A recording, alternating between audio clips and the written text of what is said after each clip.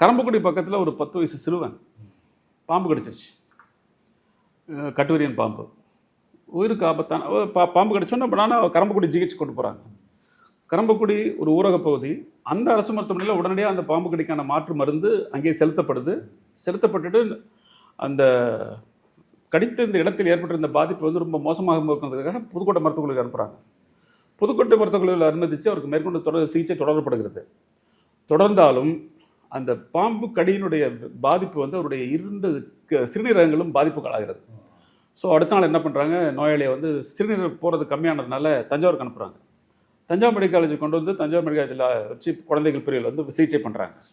சிகிச்சை பண்ணி 15 நாளாயும் இந்த கிட்னி ஃபெயிலியர் வந்து சரி பண்ண முடியல.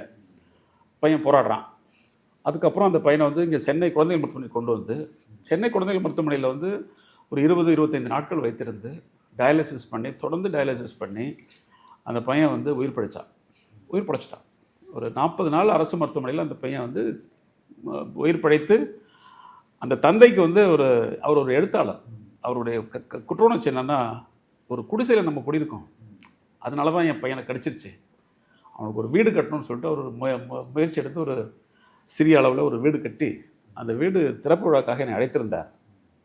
அவர் நான் மட்டுமல்ல, இந்த சென்னை மருத்துவமனை, தஞ்சை மருத்துவமனை, எல்லா மருத்துவமனையில் உள்ள மருத்துவர்களையும் கூப்பிட்டுருந்தார்.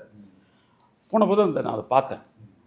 அந்த மகிழ்ச்சியான சூழல் வந்து அந்த குழந்தைக்கு வந்து பாம்பு கடித்த போது அந்த சிகிச்சை மற்றும் கிடைக்காமல் போயிருந்தால் இந்த மகிழ்ச்சி இருக்குமா என்கின்ற கேள்வி எனக்கு எழுந்தது.